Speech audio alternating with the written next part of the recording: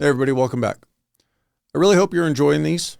If you're coming back again, obviously you are, but I always kind of close out the episode with this. But please, if there's something you want to hear or something that you think will be beneficial to you, please let me know, because I'm sure somebody else will want to hear the same thing. So there's a link in the show notes. You can send me an email. Let me know what you want to hear. With that, let's get into round 30 of the tactical transition tips. This time we're going to talk about professional demeanor. For the close range group, those of you who are looking at transition right away to say maybe a year from now, demonstrate your professional attitude now. And for the medium range group, those of you who are looking at transition in about 5 years, enhance your professional demeanor. And for the long range group, those of you who are just starting your career, you've got at least 10 years before you're going to transition out, grow your professional demeanor.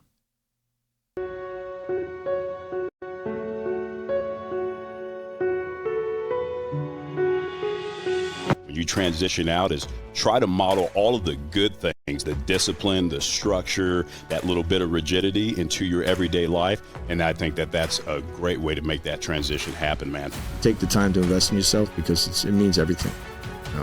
That's what the difference is. The difference is not just to collect a check. It's to live 25 years, 30, 40 years after you retire and pay it forward that way. For my close range group, you need to demonstrate your professional demeanor or your professional attitude today, now. This is not something that you want to take for granted or leave it for later. You're coming up on your transition. One of the things that you are going to be able to market is your professionalism. These careers have given us an inherent ability to take charge of situations, be natural leaders, even if we weren't per se in positions of leadership.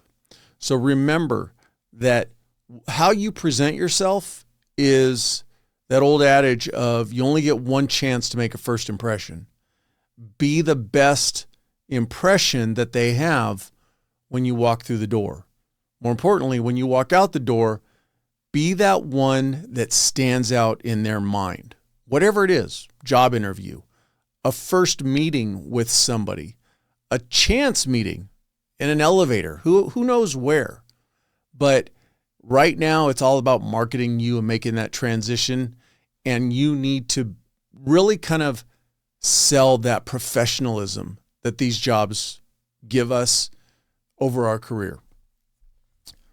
The one thing I will say is it's real easy for us to remember when we're talking to someone in person.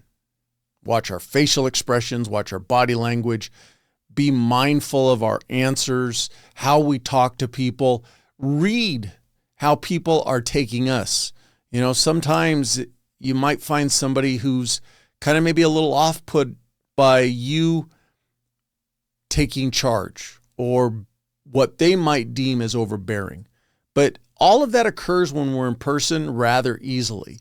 Where we tend to forget it, though, is in phone conversations, or even worse, email conversations. So just remember, professionalism spans everything. It's in person, it's phone calls, it's emails. Be very careful in the words that you choose when you're responding as you're going through the hiring process. And maybe you get an email from the HR representative or somebody from the company, or you're reaching out to somebody from the company asking for help. Be very mindful of how you structure what you write. How does it come across? Maybe even have somebody else, a family member or a friend, read it before you send it. Does this come across too aggressive? Does it come across too passive? You know, you're thinking, oh, I don't want to be aggressive, so I'm going to overcompensate and be passive. But think about those things, especially when you're dealing with emails where how you meant to say something may not be how it's interpreted. The other thing you need to think about is for those in-person meetings, those Zoom interviews. Anytime somebody is going to see you, how you look talks before you open your mouth. What is the impression that they're getting of you when you walk through that door, when you sign into that Zoom call?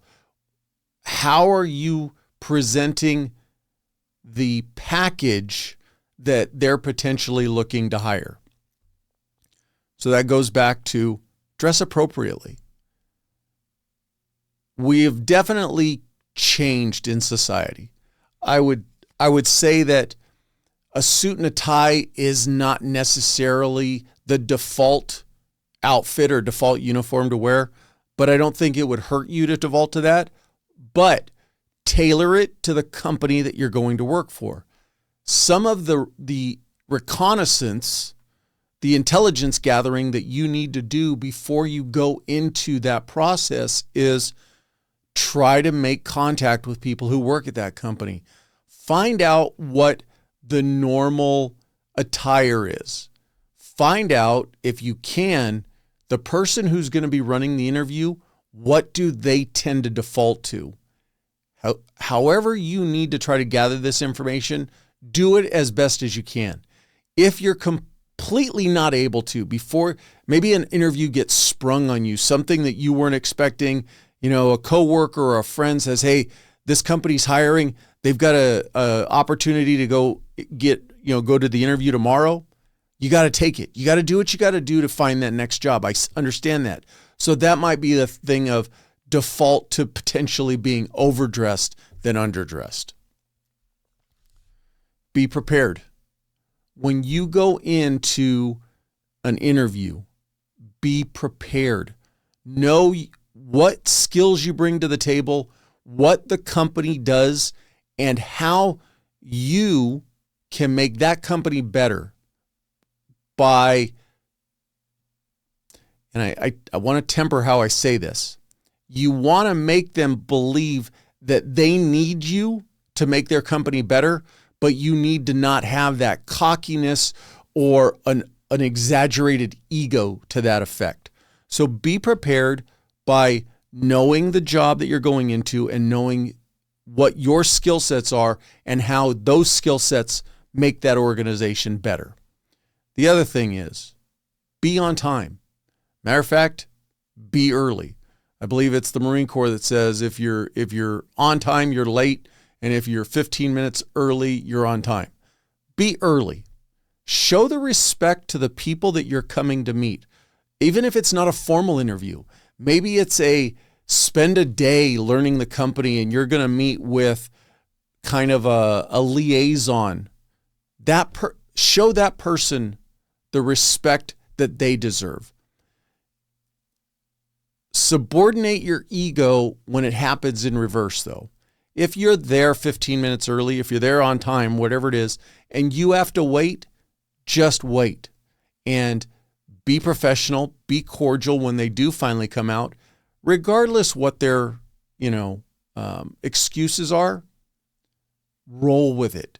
Now, obviously, if you're supposed to be there at 9 a.m. and by 10:30 you're still waiting and you've got other things to do, then you need to decide whether or not just hanging around is worth it for you. But if they come out a few minutes late, no big deal. They're evaluating you, though, on how you react to it. It could simply be a test to see if when they do come out, are you now aggravated? Are you short with them? Have you grown impatient? Or are you friendly? And are you professional? And is your demeanor somebody who can roll with the punches? So be mindful of how you act in those situations. Practice talking with people. Practice having conversations where you can show your professionalism. You can show everything that you've learned by doing these careers and how you are going to be an asset to this new organization by what you're bringing to the table. Practice the answers that you are going to give to scenario-based questions. What that means is, again, you're going to have to go back to doing some intelligence gathering. finding out as much as you can about the company, as much as you can about the job, as much as you can about the corporate culture, everything about the organization that you want to get to, and tailor your answers so that they apply to that company's culture, how they operate. That is going to require you to take some time to formulate some practice questions. Have a couple family members sit across the table from you and take it seriously. And imagine that you are answering these questions in an interview, and then get their input on how do you come across? Do you come across friendly and engaging, but yet assertive in that you are confident in your abilities? Or do you come across egotistical and where you feel you're too good, or that the company, like I said, you want the mindset that the company needs you more than you need them, but you want to sell it in a matter that it's, hey, I want to do as much as I can for you to make the organization better. You're always thinking about giving as opposed to taking. Closing this out, just remember this. Right now, start working on balancing your ego and your confidence. Be very confident.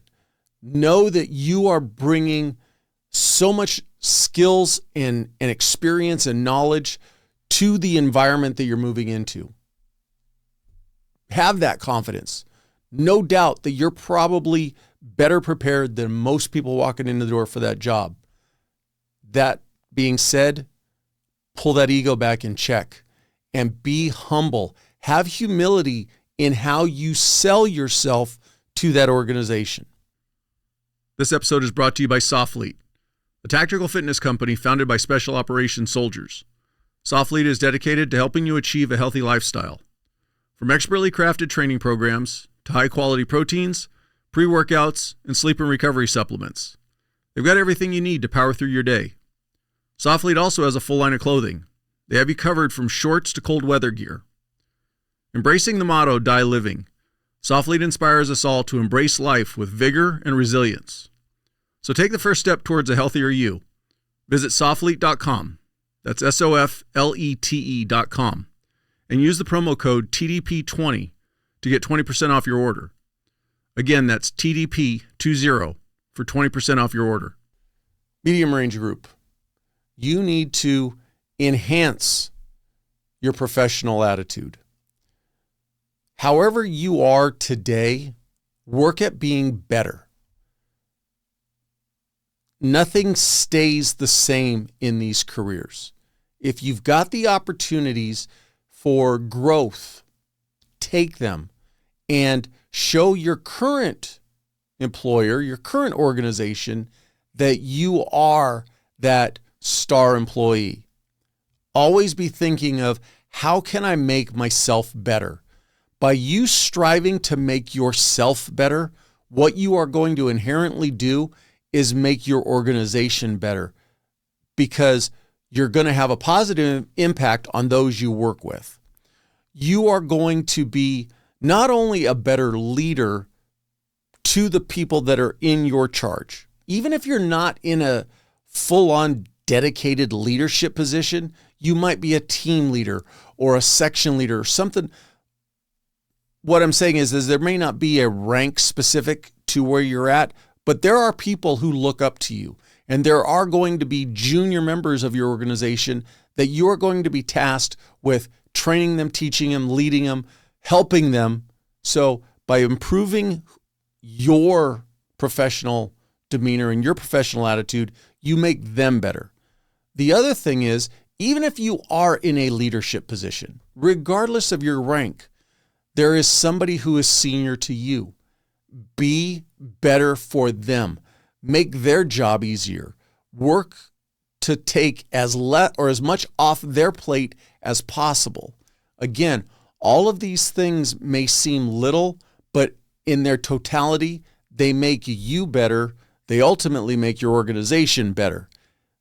How this has a long-term benefit to you is, the simple thing is, you're going to be exposed to more opportunities because you're reliable, you're trustworthy, you have integrity. All of those things that your organization is looking for now, when they see it in you, they're going to give you and put more responsibility on you. The flip side, when it does come time to transition out and you're looking to move to that next organization, you want quality references from your current organization. That new company that you want to go to, when they reach back and ask, hey, how was so-and-so? You want the people that you worked with to be like, man, that's the person that I wanted on my team. Be that person that everybody wants to work with, everybody wants to work for, or wants to have on their team. Teach the younger people who are going to be replacing you in 5 or so years how to be as professional as possible. Lead by example. One of the hardest things, though, for us to do is to, I call it look in the mirror, but you really can't do it by yourself. You have to reach out. Seek feedback on what you portray as your professional demeanor. How do you come across on a day-to-day basis? That is a difficult question for not only for you to ask, but for the person you're asking to give you open feedback. So it may take multiple conversations with the same person to really get them to feel comfortable in being honest with you, but it's also going to take multiple conversations with different people. Some people, it may be, hey, I worked with you 2 years ago, what do you see then to what you see now? Or, hey, we don't necessarily work directly together, but what have you heard about me? Always seeking to find out. You don't want the constant pats on the back. What you're looking for are the people who are going to tell you, hey, you need to improve on this, this, and this. Or just simply, hey, here's your reputation. Here's what I hear. And if somebody is honest with you, don't get defensive about it. Don't try to explain it away. Take what they're saying, go home that evening, that weekend, whatever it is, and really kind of think about what was said and the totality of the situation. Then instead of trying to immediately change everybody's opinion, just work on slow incremental progress in improving on that. Don't hold grudges. Don't be like, oh, that person just... Yes, there are going to be people that you work with that you just don't get along with. If that is the totality of the negative comments you get, then maybe you're doing a good job and it's just the personality conflict. But my guess is it's probably not every situation is a personality conflict. You probably have a piece of that sandwich that is being fed to you. So take what they're saying, digest it, and then work on getting better going forward. The other thing you want to do is you're coming towards the end of your career. You've worked with a lot of good leaders. You've worked with a lot of bad leaders. You've worked with a lot of teammates who are great to work with and poor to work with. Just kind of do that self-assessment. And as you're continuing to move forward for these next few years, adapt your style. Adopt those things that you really want to mirror. If you're not already doing it, if you are, great, but make sure you're also not doing those things that you find that irritate you or that are not professional in your opinion. Because again, as you approach this transition, you want to try to be the best marketable you can be. And so you've got a couple years. You don't have a bunch of years in front of you where you can make drastic changes. And you may be in a position now where within your organization, you're not going to make significant jumps over these next few years, but you can still work on changing your overall impression to those you work with, those you lead, and those who are superior to you. I would say, to wrap this up, just challenge yourself. Learn what your perceived weaknesses are. If you know them, great. That is a hard battle to actually, on your own, identify what your weaknesses are. You don't have to necessarily go seek that input from somebody else, but I would still go do it. But challenge yourself to improve on your weaknesses. This episode is brought to you by Trident Coffee, the veteran-owned brand where every sip inspires you to live life full steam ahead. I've been drinking their coffees for a while now, and I'm glad to partner with a company whose products I use. At Trident, they're more than just coffee. They're storytellers. Crafted by veterans, their instant cold brew is perfect for those who serve, those who have served, and anyone who values wellness. Featuring natural ingredients like organic mushrooms, adaptogens, and nootropics, it's more than just a morning pick-me-up. It's your new wellness ritual. Enjoy it at home or on the go, wherever your day takes you. Trident Coffee isn't just about great-tasting coffee. It's about empowering you to be the healthiest version of yourself, because great veterans make great citizens. Try their instant cold brew today, along with many other coffee products, and taste the freedom of wellness. Remember, when you choose Trident, you're not just choosing coffee. You're choosing a path of connection through health and wellness. Head on over to tridentcoffee.com and use the promo code TDP15 for 15% off your order. Again, that's TDP15 for 15% off your order. Long Range Group. You're in a position to where you can grow your professional demeanor. Think about the road ahead of you and try to imagine or put in place what is professional to you. How do you want people to see you in this organization that you're with now? And where do you want to see yourself get to? Think of it as growing your professional brand. However you are today shouldn't be who you are tomorrow, in the sense that you always want to be improving. That being said, all of the good qualities you have, those should be rock solid, and people should come to rely on those from you. But you need to put effort into what you want to be in this career. Where do you want to take your career to? I would say that one of my biggest failures was not challenging myself to move up the rank structure sooner in my career. Where I realized at the very end was that the more time you spend in leadership, the greater impact you have on the culture of your organization. Mentoring and molding the new people coming in. Having a voice in the overall operation of the organization comes when you have rank and seniority. So think about how you want your career to be, set your course, and work towards achieving that. With that being said, though, always be reevaluating and adapting and growing. What your plan might be today is going to be different 3 years from now, 5 years from now, 7 years from now. So don't think that the plan that you make today is what's going to guide your entire career. It should be guiding your next step. But again, work on that model of what you want to portray as being professional. I think the backbone of it should be integrity. If I didn't say it clearly that time, integrity. One last time, integrity. That is going to drive a successful career. That is going to keep you out of trouble.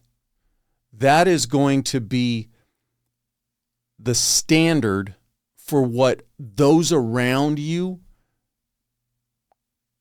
call your professionalism, is having integrity for the job, having integrity to those you work with, to the organization, not just looking out for what's best for you. Within that, being reliable and being dependable is, if you almost kind of maybe say the triangle. But I think integrity is a good solid cornerstone to base your professional brand around. On the other side, though, one of the things that I constantly like to bring up with the podcast is how much these jobs take from us. Work on developing that work-life balance now. When you're at work, be on. Do what you got to do for work. But understand that being off and being at home and being with your family is, if not equally important, it should be more important to you. These jobs don't define us. They're simply what we choose to do for 20 or 30 years. Don't let these jobs take your life away from you. Take your life away from your family. One of the things that I think highlights how professional you are is understanding the importance of time management. And not just time management to get tasks done, but time management to understand and to show others that being away from work is just as important as being at work. And when you're at work, you're 100% on. But when you're away from work, you leave it behind you. You give the respect to your family and your loved ones that spending time with them is just as important. For your personal, professional brand growth and how you want to market yourself in a professional manner, never stop learning. Always push yourself to learn new things. Follow the trends, but it's more of, as you start working towards your idea of what you want to get to, learn what's professional for those organizations. Even if your ideas change down the road, you can still pull from different organizations as to what is their professional culture and what do you like from that and what works for you today to help you keep growing. I've said this before, but strive to be that person that you would want to work with. Be that as a leader, be that leader that you would want to work for. That encompasses your professional demeanor. And I would say that the one thing through your career that you can really it's going to be very common that you're going to experience this, especially if you're brand new, is everybody's going to have the ability to voice their opinion on what's wrong with the organization. And that's human nature. We do that. Take the next step, though. If you see that there's a problem, don't just voice it and gripe about it. Start seeing if you can attack a solution. Bring a solution to the table to potentially change what's going on. People may or may not listen. People may or may not accept it, but don't get discouraged and say, well, I recommended a solution last time, so now I'm done. That's water under the bridge. Move on to the next one. But don't get mired in that you just want to complain about everything that's going on, because I can guarantee you that is not going to evoke a professional demeanor or a positive professional reputation for you. So in closing, for the close range group, you need to be professional today. I would say that when you're engaging with people, be like the duck analogy. Look very calm on the surface. You can handle anything. You're professional. You got things under control. But under the surface, your mind's going. You're constantly thinking of solutions. How can I change? How can I pivot? What can I move to? So that like the duck or the feet are paddling 100 miles an hour under the water, but on the surface, they look calm. That's what being professional is. That's what's going to sell you to your next organization, is where you can appear to remain calm while your mind is going 100 miles an hour, thinking about what you might need to address, what problem you need to solve. Medium range group. You've already got a lot of skills and experience under your belt. You're already naturally professional. Enhance that over the next couple of years. Work on being better than you were yesterday. And for the long range group, grow your professional demeanor. what I would say is think about following the leader. Find out who you like, who you respect, who you think does the job well, and model how you're going to present yourself, how you're going to do the job after them. Take the good and equally take the bad, and don't model that behavior. As always, thanks again for taking the time to listen or watch. Please help me grow the podcast by following it, liking it, sharing it. Whatever you can do, I would greatly appreciate it. And I'll catch you on the next one.